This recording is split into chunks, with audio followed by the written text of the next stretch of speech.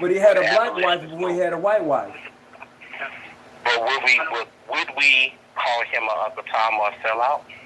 I wouldn't, but he had a black wife before he had a white wife. He got the white wife later in life. Even though he had a black wife, he had a white wife, but we wouldn't call him a sellout. He was still important to our movement, was he not? Definitely was important to the movement. And so, okay, so then now, let's change that narrative, and let's look at John Brown, a white man, who led a raid on Harper's Ferry. Sure did. Would we call the slaves who joined him to fight that fight, would we call him a sellout? Or would we call the slaves who fought with him a sellout? Now they're fighting for the same cause. Well, I think they're fighting for the same cause. Okay, Brother Yancey, what you was going to say? I think that the white man, right? No, I'm hearing two people. Brother Yancey, say what now? Yes, but brother, you're making a statement that is not a. It is not a I was going to say it's not. It's a generalization statement. You're saying it like all of the people that aren't Prince Hall call Prince Hall a sellout. No, I'm not. But a lot of people have sat there when he was talked bad about. A lot of people were silent and they chimed in. Well, I mean, all that I'm doing, I'm not arguing. I'm walking my point through. Yeah, you're walking your point through. You're walking your point through. You're walking your through based on one aspect. Okay. That allows you to say what you're saying. And I hear what you say because you're right. I hear a whole lot of stuff that's said about Prince Hall. As well I hear said about other people, like about John D. Jones, that is just as bad to me. You know, I hear things like Prince Hall didn't even exist. You know, I hear all those kinds of things. You know, but that what we're looking at is how Freemasonry among African Americans, how did we get it? How do we practice it? And ultimately, where does those practices in that direction come from? That is the narrative. And that's what we're dealing with. You know, there's a lot of name calling on both sides. I didn't realize what John D. Jones did until I started researching from the name calling. And then I realized what he did, and this man has done some phenomenal things for African Americans. And so I sit back and I wonder, I was like, so why are they calling him these names? Okay, he got kicked out of Prince Hall and he started another Grand Lodge. That is the only criticism that should be stated. No other aspect about his character should be spoken about. Because we get both sides on that. Why was he kicked out of Prince Hall Masonry? If we discuss that, in order to assassinate that man's character, we have to look at being kicked out of Prince Hall Masonry, whether that is a principle or an unprincipled or an immoral act. Okay. So hold on. The conversation tonight is who controls the narrative. And I know we want to bring in a lot of different points of views in regards to that, but it is upon what I practice in my jurisdiction. We believe that every Grand Lodge controls their own narrative. The process is here in this jurisdiction, we don't interfere with other Grand Lodge businesses. If you're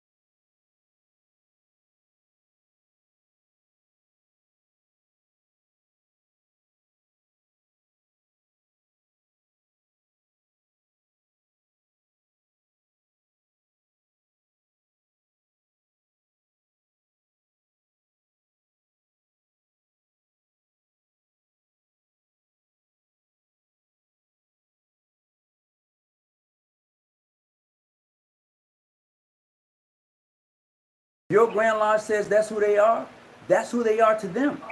That's who they are to themselves. That's none of my business. What has happened is that in Black Masonry and among Black people, we have attacked each other. We have come at each other from various angles. I'm including myself. See, the process is that when people talk about other people, they never want to include themselves. So I'm including me in this also. So when we learn and when we become what I would call mature Masons, then that leaves you. You understand a whole nother aspect of Freemasonry. When you leave this country and you go to other places and you see Masonry differently than the way you see it here in the United States, it changes your attitude.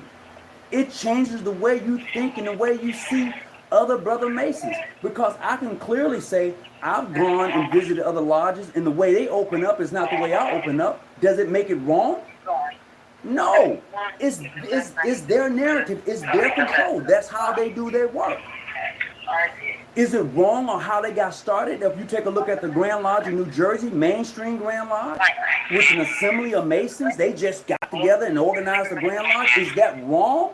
It's their history. That's who they are. What does that mean? So once again, when you look to me, who controls the narrative, that Grand Lodge controls their own narrative. Nobody else. If you don't like them or you consider them to be irregular, clandestine, or bogus, that's your prerogative. You have every right to consider that. But they still control their own narrative, their own sovereignty, their own everything. You don't have to like them or accept them, but respect them. If they're not causing you any harm.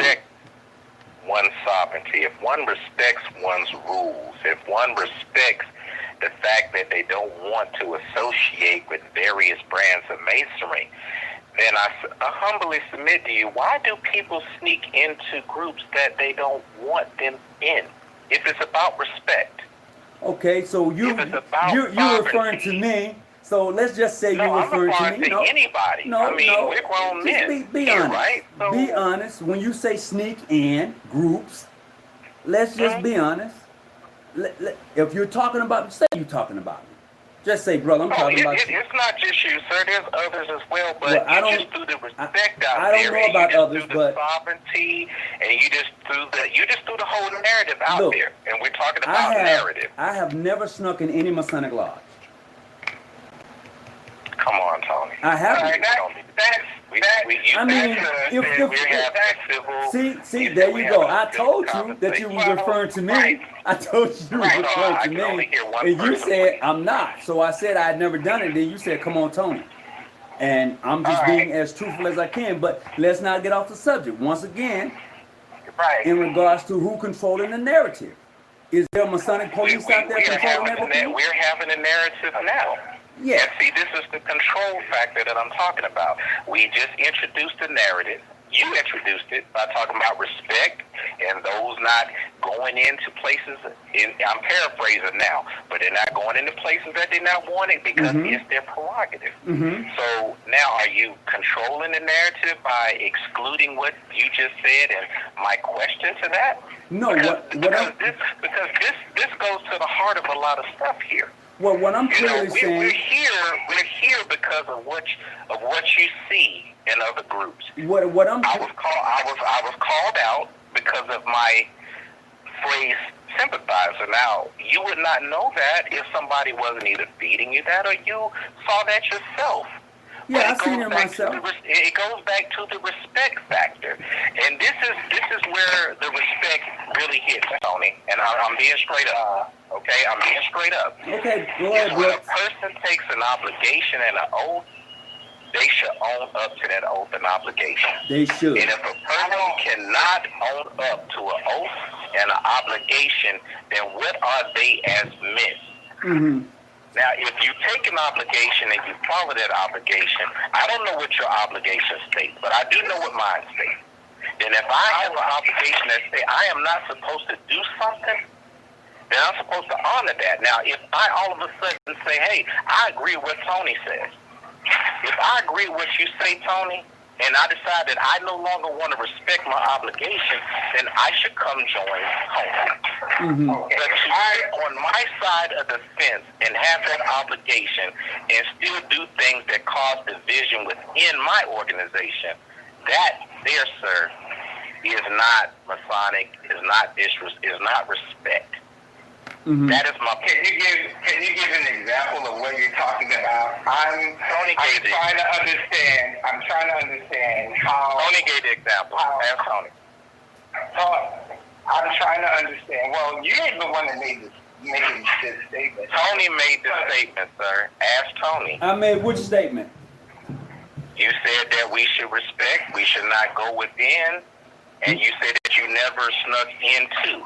I did. I said that. I did say that. Well, I have a picture of you inside of a Grand Lodge estate that But they didn't invite you in. wait a minute. Hold on. Time out. Wait a minute. I mean, I'm not trying to take it there, but let's